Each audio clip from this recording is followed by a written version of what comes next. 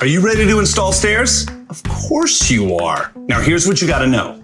Make sure to inspect all your risers and treads for any imperfections and to make sure that the color is correct. Then prep the space, which means scrape off all the old adhesive, pound in those nails, and vacuum the whole stairwell.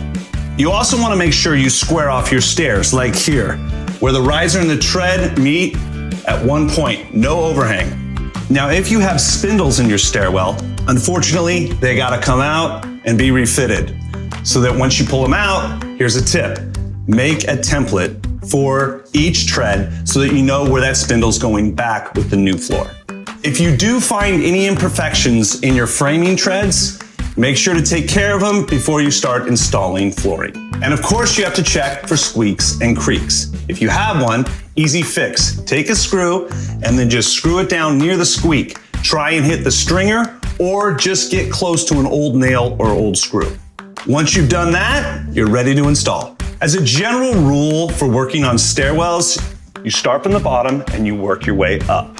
A crucial component in installing risers and treads in a stairwell is your measurement and cut at the walls, at the ends. You don't want any gaps, right? You need the perfect angle, and so this is the perfect tool. It's the tread tool. This tool will allow you to make the perfect cut on every tread and riser. So keep in mind, where your risers and treads meet the walls, it looks like 90, but it's not exactly 90 degrees, and it can change from stair to stair. So this tool handles that problem. You simply press each of these adjustable pieces up against the walls, lock it down where it meets snug, lock that down, that becomes your template. So you take that, you put it on your riser or your tread. From there, you can make your cut. Like we said before, start from the bottom and work your way up. Start with the riser, then the tread, riser, tread, using the tread tool for each one. When you're cutting a tread with a nose on it, make sure you use a block so that when you do cut it, it's nice and flat.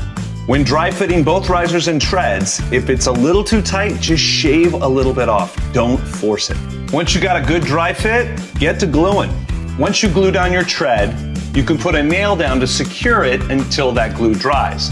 Now make sure you put the nail at the very back of the tread so that the next riser will cover it. Don't forget to caulk the edges for that perfect finish.